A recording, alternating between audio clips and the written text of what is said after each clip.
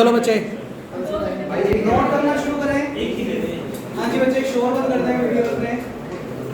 वो कहता है a field has no proper ideal. क्या मतलब हुआ बच्चे कि जो फील्ड है उसके पास कभी भी प्रॉपर आइडियल नहीं होते। प्रॉपर नहीं होते तो कौन से होते हैं?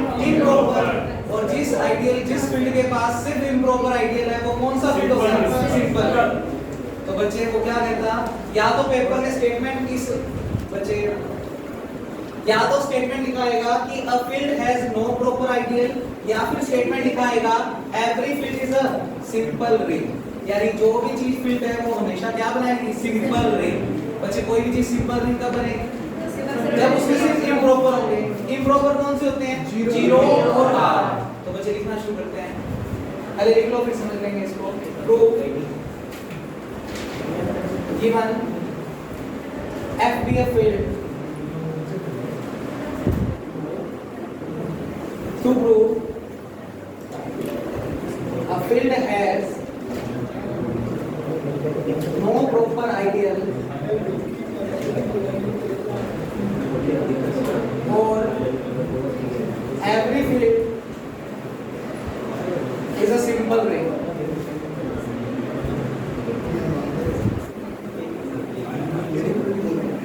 That means to prove F has only improper ideal.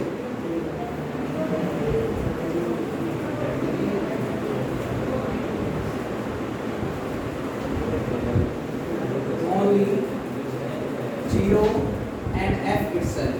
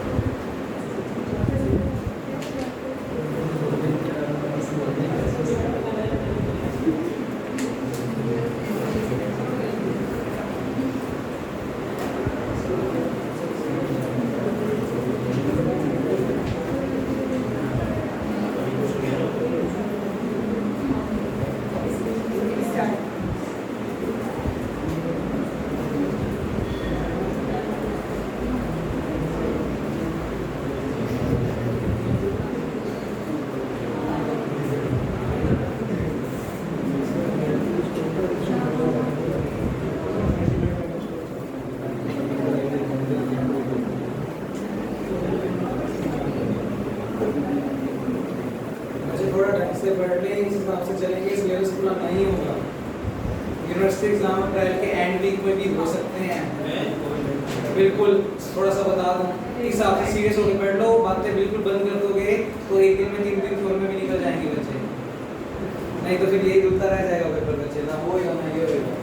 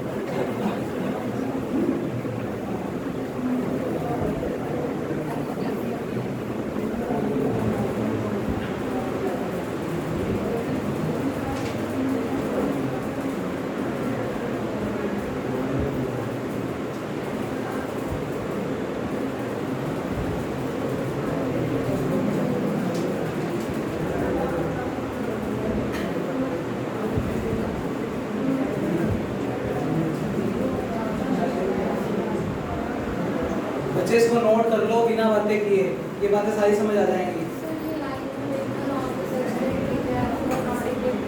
हाँ हाँ, खुद एफ तो एफ का आइडियल होता ही है, दो ही तो आइडियल होते हैं, जीरो और एफ। अभी बता दें कुछ एस पे लिख दो इसको।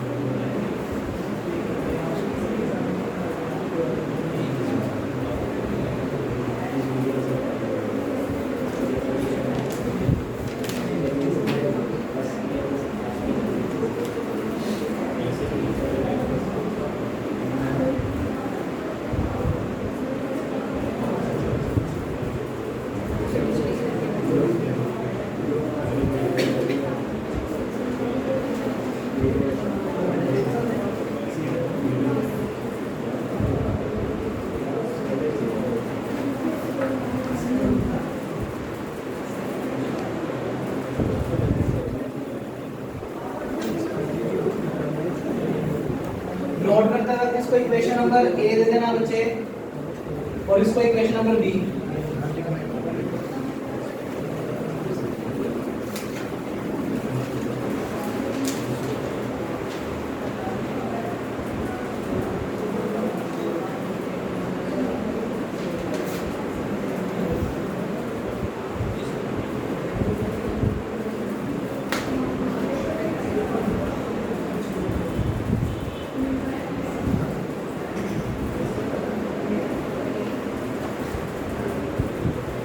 करो बच्चे।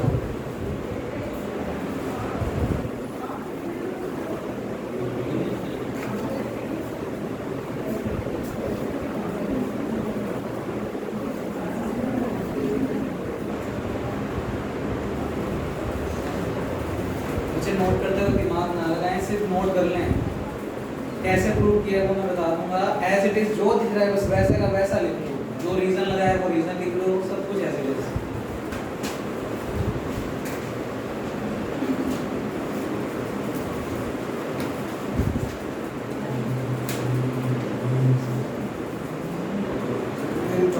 बच्चे कॉम्प्लेक्स का पेपर किस किसने करना है, सिर्फ हाथ खड़े करके बताओ, क्योंकि मेरे को पेपर दूसरा हथवा शुरू करना पड़ेगा। एक आपने करना है, एक आपने करना है, और किसने करना है कॉम्प्लेक्स? कॉम्प्लेक्स का पेपर सेकंड पेपर मतलब तो फिर हाथ खड़े करो ना बच्चे, बैच का टाइम एक और रखना पड़ेगा। बच्चे अप्रैल के एंड वीक में पेपर स्टार्ट हो गए तो फिर मेरे भरोसे मत बैठो या तो मैं सिलेबस पूरा करा दूंगा, तो फिर मैं मेरे हिसाब से थोड़ा सा टाइम तो बढ़ाऊंगा ना, फिर बच्चे इस 1 घंटे में नहीं हो जाना। इसलिए तो पूछ रहा हूँ कि जिन बच्चों को कॉम्प्लेक्स करनी है उनके लिए फिर मैं एक टाइमिंग और रखूंगा, और फिर वहां पर मैं कॉम्प्लेक्स का पेपर शुरू करूँ। फिर से एक तरफ कॉम्प्लेक्स खत्म होगा, एक तरफ वेक्टर स्पेस, दोनों पेपर खत्म, और फिर एक पेपर अप्रैल में हो जाए, मई में हो जाए, जून में, सिलेबस पूरा। ठीक है ना बच्चे? क्योंकि कुछ बच्चे मेरे को पता है अपने कॉलेज में जा रहे हैं और वो लगा रहे हैं वहां पर, तो वो उनका हो जाएगा वहां पे, वहां पर मैं करवा दूंगा। सर वीडियो बनती है नहीं, उसकी वीडियो सिर्फ एसटी कॉलेज वाले बच्चों को ही मिलेगी। उनसे कॉपी करवा देंगे बाद में लगा। चलो छोड़ो बच्चे, मैं पढ़ाऊं इसको। सर भी रुक जा, आपने लिखे ही नहीं। हां नोट करो इसको फटाफट, नोट करो पहले, बाद में बात करेंगे लास्ट में। सर वहां से बोल देना कि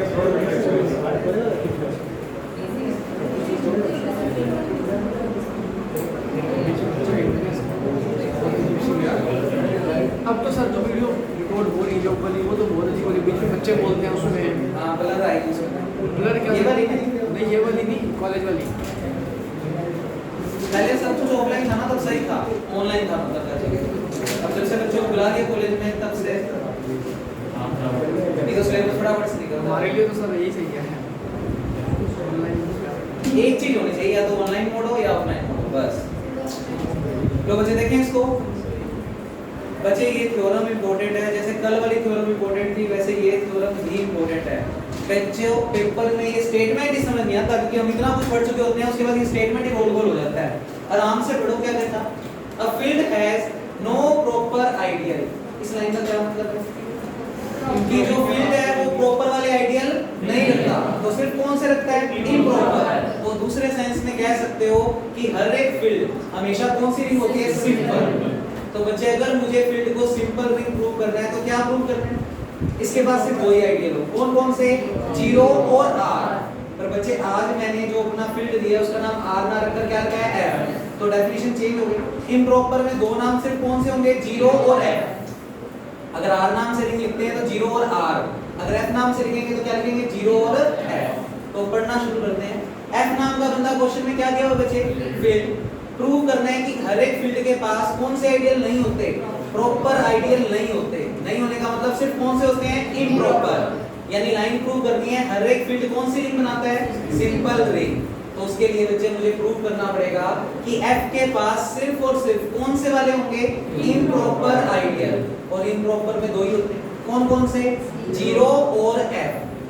रिंग का नाम r रखो तो 0 और r, f नाम रख रहे हो तो 0 और f। अब हमें ये शो करना है कि f के पास सिर्फ और सिर्फ दो ही हैं, कौन कौन से, 0 और f।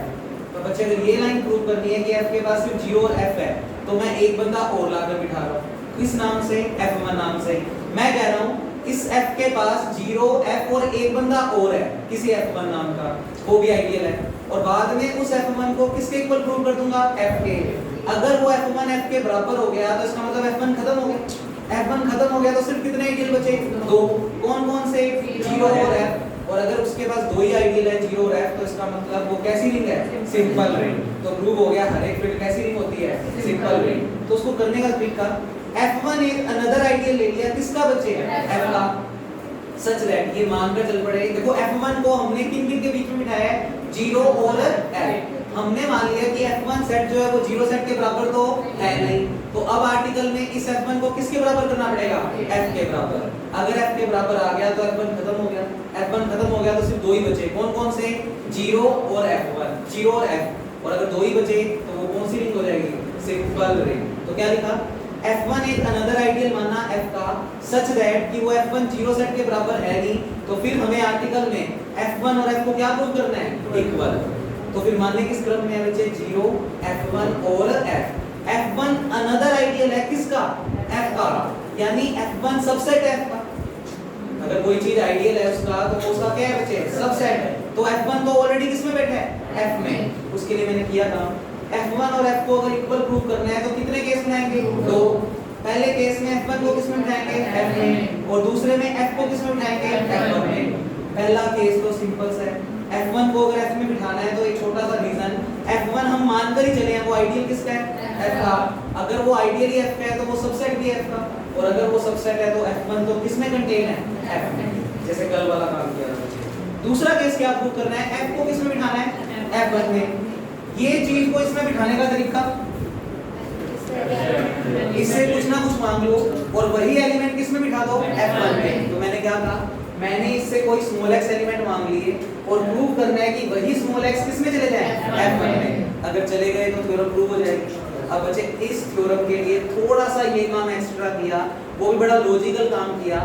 f1 बच्चे आइडियल है तो वो नॉन वॉइड है, नॉन वॉइड है तो उसमें कुछ एलिमेंट तो होंगे, तो मैंने कोई a एलिमेंट दिखाया जो किसके पास है, f1। केस तो ये चल रहा है, इसको इसमें बिठाना है, तरीका वही लगाऊंगा कि इससे कुछ ना कुछ मांग लिया और वही एलिमेंट किसमें बिठाऊंगा, f1 में। पर उससे पहले अलग से कुछ कैलकुलेशन और की। वो क्या की, f1 से कोई एलिमेंट मांग लिया, किस नाम से, a नाम से, जो कि कैसा एलिमेंट है, नॉन जीरो। अच्छा, f1 क्वेश्चन में क्या दिया हुआ है, आइडियल। किसका आइडियल है, f का। अगर f1 आइडियल है f का तो f1 सबसेट है f का, और अगर f1 सबसेट है f का तो f1 के पास जितने भी एलिमेंट है वो सारे किस में होंगे, f में। तो रीजन में लिखा क्योंकि f1 तो सबसेट है f का ऑलरेडी, तो जो एलिमेंट f1 के पास होगा, जो एलिमेंट f1 के पास होगा वो किसके पास भी होगा, f के पास। तो अगर कोई a एलिमेंट f1 के पास है तो वो a एलिमेंट किसके पास भी होगा, f के पास। तो लिखा a किसके पास होगा, f के पास। f क्वेश्चन में क्या है बच्चे, अगर f फील्ड है और कोई a एलिमेंट f के पास है और वो भी ऐसा एलिमेंट जो 0 के बराबर नहीं है, तो फील्ड है तो उसमें इनवर्स प्रॉपर्टी लगेगी। तो अगर कोई a एलिमेंट f के पास है और वो एलिमेंट 0 के बराबर नहीं है और क्वेश्चन में f फील्ड है, तो इनवर्स प्रॉपर्टी लगेगी। तो कह सकते हो कि a इनवर्स भी किस में होगा, f में। पहले बताओ इतनी स्टोरी समझ में आई क्या। अब इसके पीछे मकसद क्या था बच्चे, a इनवर्स किस में बिठा दिया, f में। a कहां से आ रहा है, f1 से। ए आ रहा है F1 से, ए इनवर्स है F में, और F1 क्वेश्चन में क्या है? आइडियल, तो वो लेफ्ट भी है और राइट भी है। तो मैं कह सकता हूँ कि अगर F1 आइडियल है F का, तो ए एलिमेंट F1 से आ रहा है, ए इनवर्स किससे आ रहा है बच्चे? F से, और बाय आइडियल की डेफिनेशन राइट आइडियल से आप कह सकते हो A into A इनवर्स फिर किसका हो जाएगा? F1 का। क्या होती है आइडियल की डेफिनेशन? एक एलिमेंट होना चाहिए F1 से और एक एलिमेंट होना चाहिए रिंग से। रिंग में हमें क्या दिया हुआ है? फील्ड। फील्ड किस नाम से दिया हुआ है? F नाम से। तो A into A inverse, field का एलिमेंट किस साइड मल्टीप्लाई हो रहा है? राइट साइड, क्योंकि F1 आइडियल है तो ये राइट आइडियल और लेफ्ट आइडियल दोनों रखेगा। तो A inverse by definition of right ideal ये किसका एलिमेंट हो जाएगा? F1 का। बचे A into A इनवर्स 1 किस में बिठा दिया? बस यहाँ से लेकर यहाँ तक के काम का मकसद सिर्फ इतना ही था कि मुझे F1 में किसको बिठाना था? 1 को। मैंने तरीके से उसको बिठाया, जैसे ही 1 बैठ गया अब वही लॉजिक जो हमें करना होता है। बच्चे इससे क्या मांगोगे? कोई स्मॉल x, और वही x किस में बिठाओगे? F1 में। तो वापस लिखा, कोई x मांग लिया F से और कुछ ना कुछ करके इसी x को किस में बिठाना है? F1 में। अब बैठ जाएगा। कैसे बैठेगा? बच्चे x कहां से आ रहा है? F से, और 1 कहां से आ रहा है? F1 से, और F1 क्वेश्चन में क्या है? आइडियल, तो वो लेफ्ट भी होगा और राइट भी। तो 1 तो आ रहा है बच्चे F1 से, x आ रहा है F से, तो by definition of ideal 1 into x भी किस में होगा? F1 में। ये कौन से आइडियल की डेफिनेशन है? नहीं, राइट। x कहां से आ रहा है? F से, तो ये किसकी डेफिनेशन है बच्चे? Right ideal. और राइट आइडियल की डेफिनेशन से 1 into x तो किस में होगा? F1 में, और 1 into x किस में चला गया? F1 में। मुझे भी x को किस में बिठाना था? F1 में। अगर उसको बिठा दिया तो प्रूव हो गया कि F1 भी F भी किसका सबसेट है? F1 का। पहले केस में F1 को F में बिठाया, दूसरे केस में F को F1 में बिठा दिया, तो दोनों केसों के दोनों क्या हो गए? इक्वल।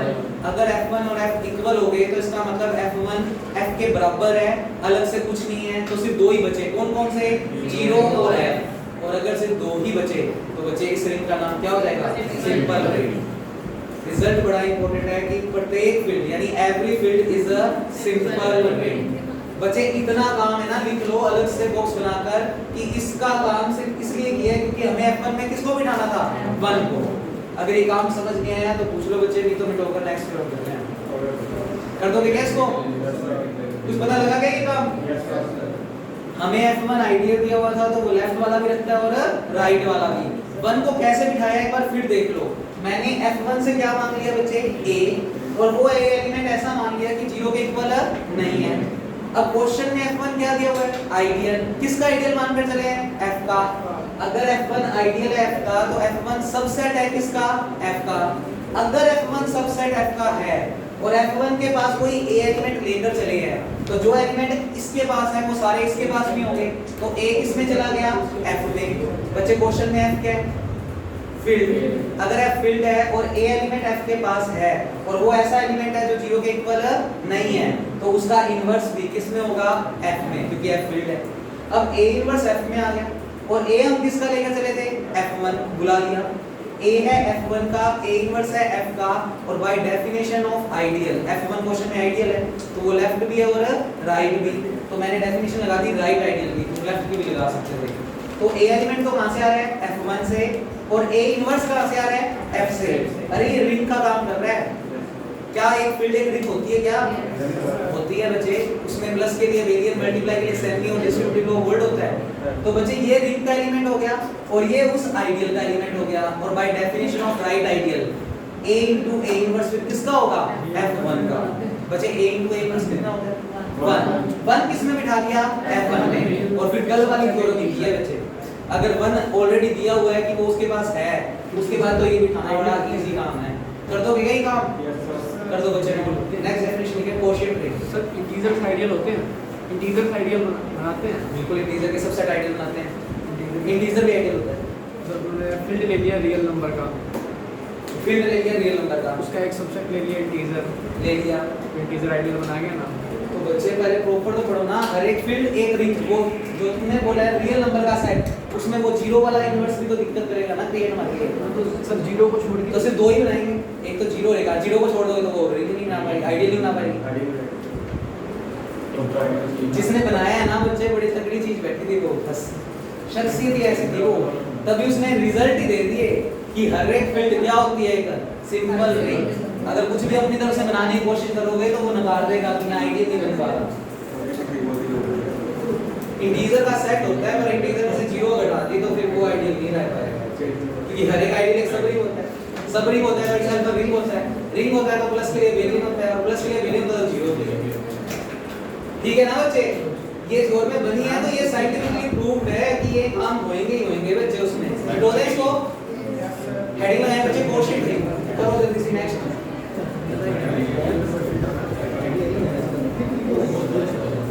डेफिनेशन लिखो बच्चे, कोशेंट रिंग। अरे बातें बंद कर दो बच्चे, और ये फैन भी बंद करो, इसकी आवाज आती है इसमें वीडियो में। ये वाला कर दो सारा, बस वो पीछे चलने में कोई दिक्कत नहीं। Quotient ring, let R be a ring, let I be an ideal of R, I be an ideal of R such that R upon I is equal to I plus X for all X belongs to R. First, I plus X plus I plus Y is equal to I plus X plus Y, where X comma Y belongs to R.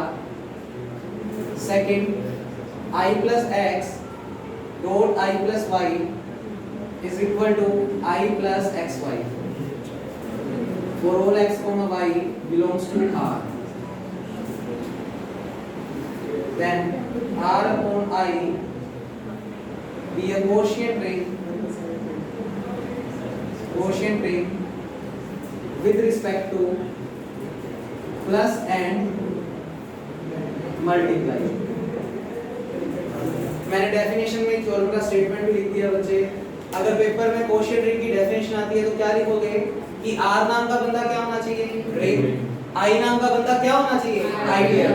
जरूरी है I नाम का बंदा क्या होना चाहिए, ideal. तो R upon I को आप क्या नाम दोगे बच्चे, कोशेंट रिंग। और रिंग है तो 2 ऑपरेशन चाहिए, तो हम इस थ्योरम में क्या ऑपरेशन लेकर चल रहे हैं बच्चे, सिंपल प्लस और सिंपल मल्टीप्लाई। तो R अपॉन I यानी इस सेट को आप कोशेंट रिंग कहोगे, और इसमें किस टाइप के एलिमेंट होंगे बच्चे, ये पूरा का पूरा सेट प्लस R से मांगे हुए एलिमेंट, यानी कंडीशन किन एलिमेंट्स पे लग रही है, R के एलिमेंट्स पे। तो ये जो भी x हैं बच्चे वो कहां से आ रहे हैं, रिंग R से। और जब भी मैं बोलूं कि R अपॉन I में एलिमेंट किस फॉर्म के होंगे, तो तुम क्या बोलोगे, पूरा का पूरा सेट I प्लस R से मांगे हुए एलिमेंट, यानी फॉर्म क्या बोलोगे, I plus X, where X belongs to R। इसी R अपॉन I को आप फिर क्या कहेंगे बच्चे, कोशेंट रिंग। यानी कोई भी चीज कोशेंट रिंग कब बनेगी, जब पहले तो नीचे वाला जो सेट है वो क्या होना चाहिए, आइडियल। और बच्चे R अपॉन I बस इतना ही होना चाहिए। नीचे वाली चीज अगर आइडियल है तो वो हमेशा क्या बनाएगी आपके लिए, कोशेंट रिंग। अगर R एक रिंग है और कोई I आप आइडियल ऐसा लेकर आते हो जो R का आइडियल बनने को तैयार है, तो फिर R को I से डिवाइड कर दोगे तो वो हमेशा क्या बनाएगा, कोशेंट रिंग। एलिमेंट्स बड़े स्पेशल है, किस फॉर्म के रहेंगे, I प्लस X प्लस वो 2 प्रॉपर्टी सेटिस्फाई करते हैं। कौन कौन से बच्चे, I plus X plus I plus Y। इसको आप सीधा लिख सकते हो क्या, I plus X plus Y, एक I खत्म हो जाएगा कहने का मतलब। और ऐसे ही अगर आप I प्लस X और I प्लस Y का मल्टीप्लाई करोगे तो बच्चे रिजल्ट क्या बनेगा, I plus XY। Quotient ring हमेशा इन दोनों प्रॉपर्टी को क्या करती है बच्चे, सेटिस्फाई। अब यही स्टेटमेंट है, वो कहता R अपॉन I सेट को प्रूव करो कि वो क्या बनाएगी, रिंग। किस ऑपरेशन के रिस्पेक्ट में, प्लस और मल्टीप्लाई। बच्चे रिंग की डेफिनेशन, तीन प्रॉपर्टी। मुझे R अपॉन I को प्लस के लिए क्या प्रूव करना है, अवेरिएंट। R अपॉन I को मल्टीप्लाई के लिए सेमी, और इसमें डिस्ट्रीब्यूटिव लो ओड। अगर कर पाया तो कोशेंट रिंग प्रूव हो जाएगा कि कोशेंट क्या होती है, एक रिंग होती है। हमें R अपॉन I सेट को क्या प्रूव करना है, कोशेंट रिंग। तो लिखना शुरू करो बच्चे, इसके अंदर रिंग का काम हमें आता है, बस लिखना ही है, करना शुरू करें। अच्छा एक नोट लगा लेते हैं पहले छोटा सा बच्चे, R क्या दिया हुआ है क्वेश्चन में, अगर R रिंग है तो बच्चे वो प्लस के लिए और कुछ होना हो, आइडेंटिटी एलिमेंट तो होगा। तो अगर R एक रिंग है तो 0 R के पास होगा। अब सुनना बच्चे, अगर R रिंग है तो 0 R के पास होगा, और सोच के बताओ I प्लस 0 किसका एलिमेंट हो जाएगा, i प्लस x, जहां पर x कहां से आता है r से, 0 कहां से आ रही है r से, और उसमें क्या जोड़ दिया i। जैसे ही रिंग के एलिमेंट में तुम i जोड़ दोगे तो वो किसका एलिमेंट बन जाएगा r अपॉन i। और नोट लगा कर क्या लिख रहे हैं कि r अपॉन i का जो आइडेंटिटी एलिमेंट होता है वो क्या होता है i प्लस 0, सिंपल 0 नहीं होती। रिंग का आइडेंटिटी एलिमेंट क्या होता है 0, पर r अपॉन i यानी कोशिएंट रिंग का आइडेंटिटी एलिमेंट क्या होता है i प्लस 0। आगे वाली बड़ी बड़ी थ्योरम बच्चे से भी इस छोटे से नोट से हो जाएंगी। लिखो here i plus 0 is an, theorem में मत लिखिए ना पेपर वाले दिन, ठीक है ना। थ्योरम में नहीं लिखनी, थ्योरम का वेरिफिकेशन तो यहाँ से शुरू करेंगे अभी। ये तुम्हें नोट लगवा के बाद बताइए कि अगर r रिंग है तो उसके बाद 0 होगा, और जैसे इसमें i जोड़ेंगे तो वो किसका एलिमेंट बन जाएगा r अपॉन i, यानी r अपॉन i का जो आइडेंटिटी एलिमेंट होता है वो किस फॉर्म का होता है i प्लस 0। तो i plus 0 is an identity element of, simple 0 नहीं होती, i प्लस 0 होती है।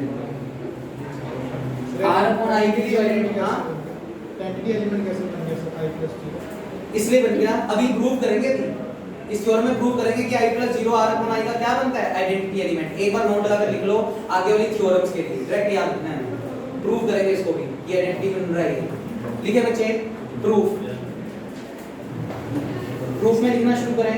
गिवन, इसी का प्रूफ है सर आइडेंटिटी एलिमेंट हां हमें ये प्रूव करना है r अपॉन i एक कोशिएंट रिंग बना रहा है, यानी रिंग बना रहा है, यानी मतलब let r be a ring.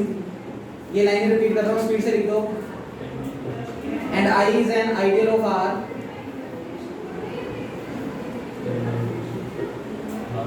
where R upon I is equal to I plus X for all X belongs to R, such that first property I plus X plus I plus Y is equal to I plus X plus Y, और second I plus X dot I plus y is equal to I plus xy for all xy belongs to R. Equation 1, equation 2 for all xy belongs to R. Prove करना है कि R upon I क्या बनेगा एक quotient ring.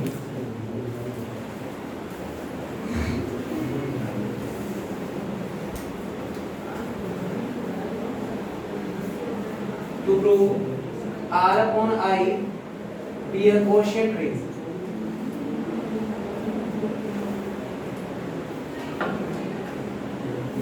first to prove R upon I plus be an abelian group। तो किसी भी चीज को रिंग प्रूव करना है तो उसमें तीन प्रॉपर्टी, पहले उस सेट को प्लस के लिए क्या प्रूव करोगे अबेलियन। याद हो जब रिंग की बुक शुरू की थी, जब भी इक्वेशंस दे रखी हों और आपको पहली प्रॉपर्टी कौन सी प्रूव करनी होती है क्लोजर, तो इक्वेशन वाले में हमेशा आरएचएस को बिठाओ। अगर आरएचएस बैठ गया तो एलएचएस भी बैठ जाएगा। अरे किसको प्रूव करना है वेरिएंट आर अपॉन आई, तो एलिमेंट भी दो किससे मांगोगे आर अपॉन आई। तो पहली हेडिंग लगा रहे हैं क्लोजर प्रॉपर्टी।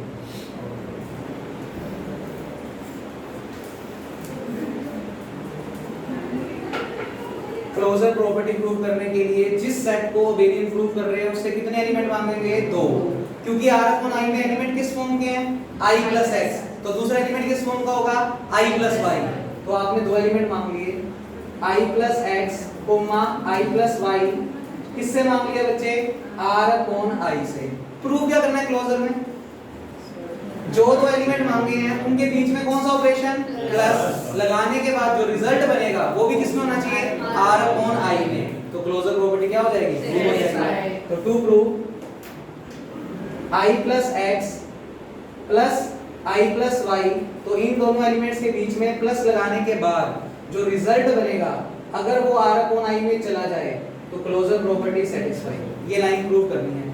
और जब भी इक्वेशंस वाले क्वेश्चन हो तो आपको याद करवाया हुआ है कि जब भी इक्वेशंस वाले क्वेश्चन हो आरएचएस को बिठा दो। आरएचएस में देखना बच्चे इक्वेशन 1 बोर्ड पे दिख रही होगी, ये इक्वेशन 1 बच्चे।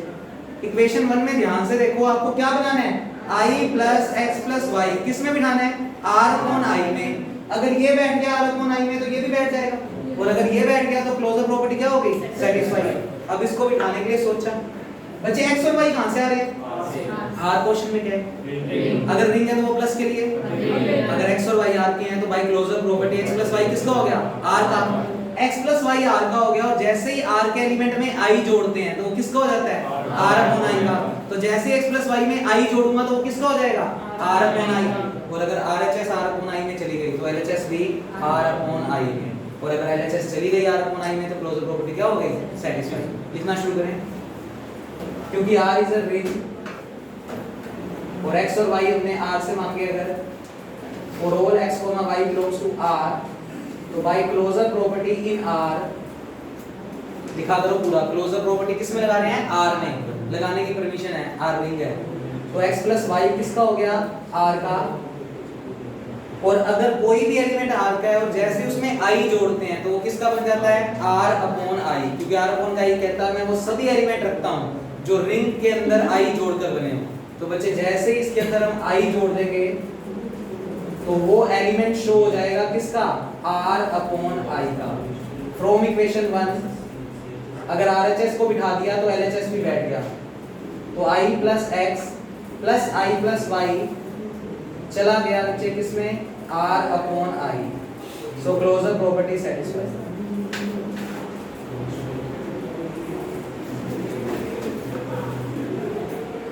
बच्चे जिन बच्चों को चलानी आ रही है ना उनको कुछ नहीं पढ़ना, ये वाली चीजें पढ़नी ही नहीं बच्चे, याद ही हो जाती हैं ये चीजें तो अपने आप ही। समझ आ रही है कैसे बिठाए इनको? सेकंड प्रॉपर्टी एसोसिएटिव, हेडिंग लगाएं एसोसिएटिव प्रॉपर्टी।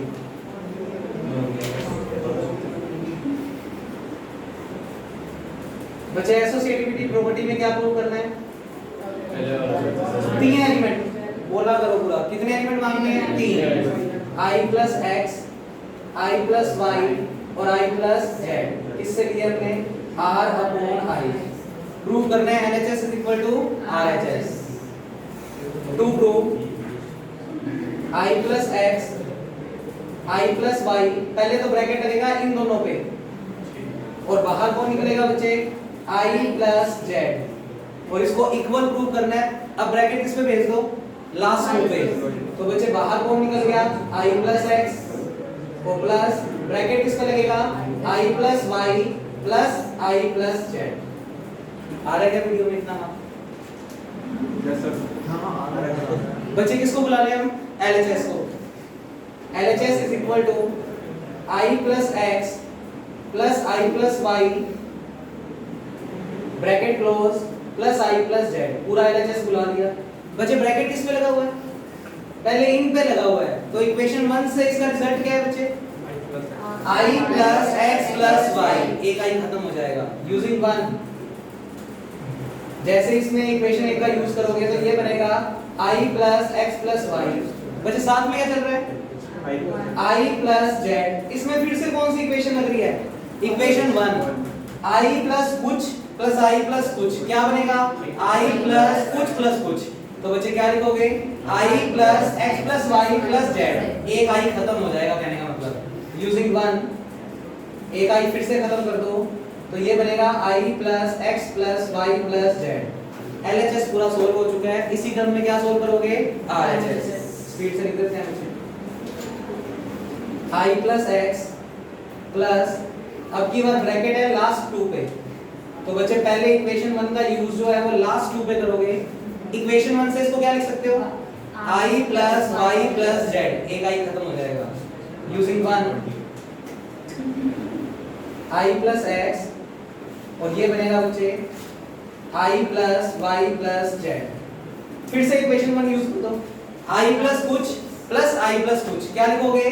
I प्लस कुछ, तो क्या लिखेंगे? I plus X plus Y plus Z. एक I खत्म हो जाएगा कहने का मतलब। अगेन यूजिंग 1, ये बन गया I plus X plus Y plus Z. बचे LHS is equal to RHS, तो एसोसिएटिविटी प्रॉपर्टी सेटिस्फाई, क्योंकि LHS is equal to RHS, so associativity property satisfy.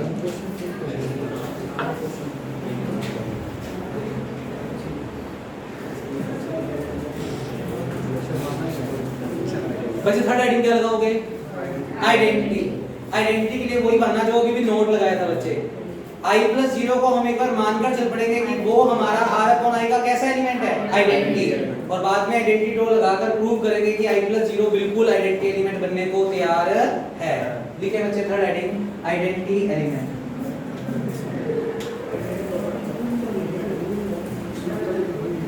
Identity element में ये शो करना होता है कि जो आइडेंटिटी एलिमेंट मान लिया क्या वो आइडेंटिटी बनने को तैयार है भी या नहीं। तो थर्ड हेडिंग लगाओ आइडेंटिटी एलिमेंट।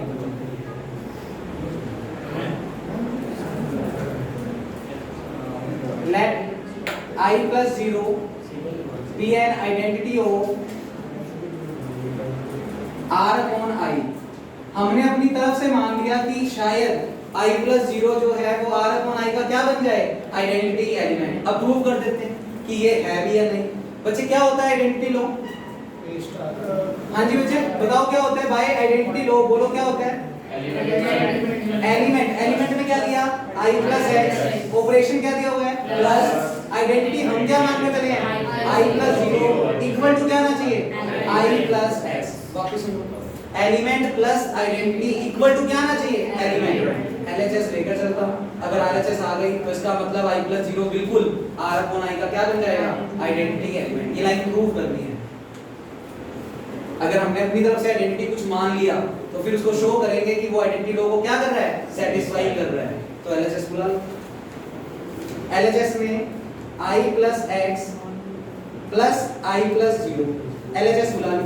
बच्चे इसमें कौन सी इक्वेशन यूज हो रही है, फर्स्ट यूजिंग 1, ये बन गया i प्लस x प्लस 0। बच्चे x प्लस 0 को क्यों, r एक रिंग है, अगर रिंग है तो उसमें तो आइडेंटिटी लो लग रहा है, तो element plus identity is equal to element. तो यहां पर रीजन में लिखेंगे by identity element in R, by identity law in R।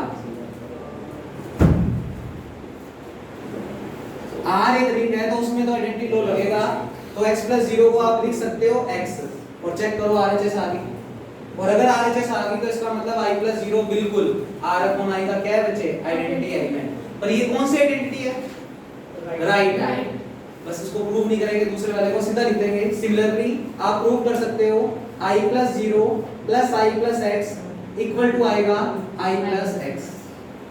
So i plus 0 is an identity of r upon i।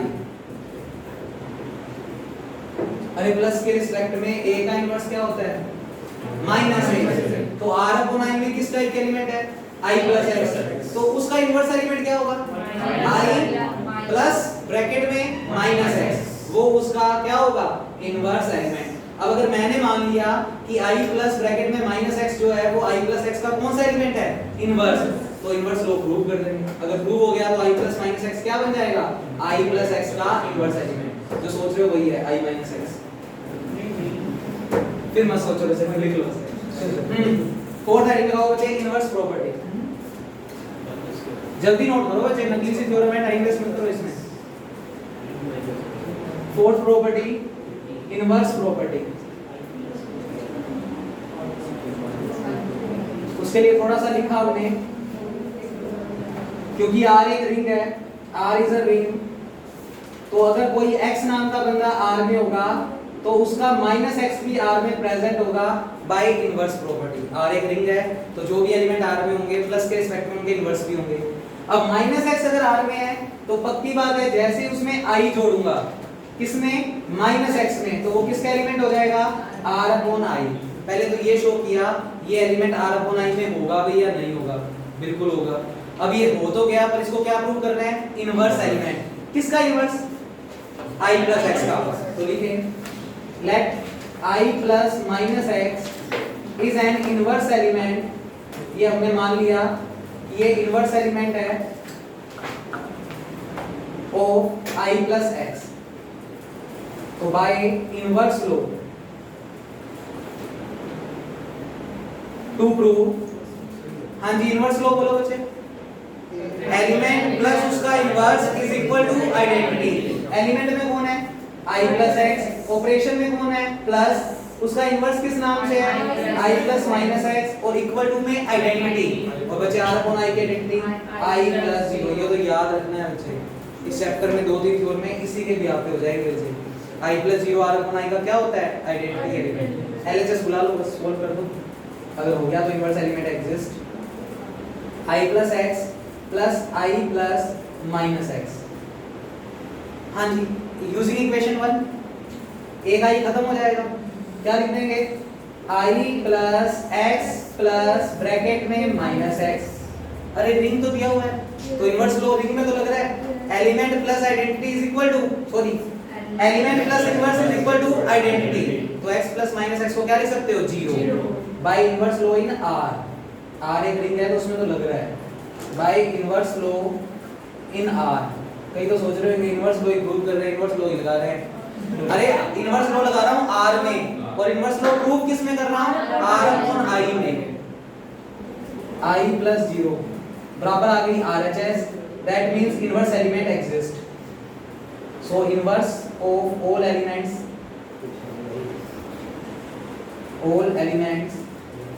in R upon I is exist. बहुत बड़ी बड़ी theorem है बच्चे। इनवर्स भी हो गया, अब आगे कॉम्यूटेटिव। उसके लिए कितने एलिमेंट मांगोगे? 2। तो लिखे कॉम्यूटेटिव तो लिख देते हैं।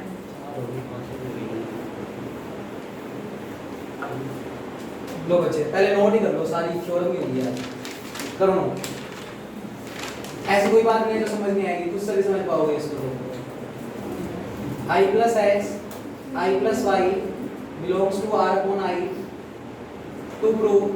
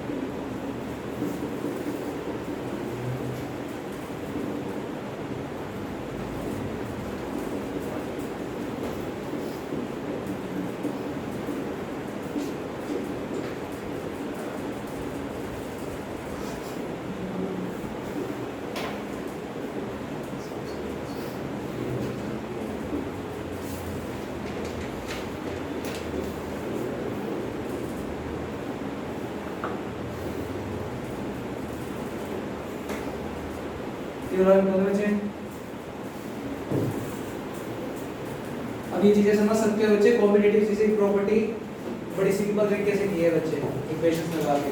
सेकंड लिखें to prove R upon I be a semi group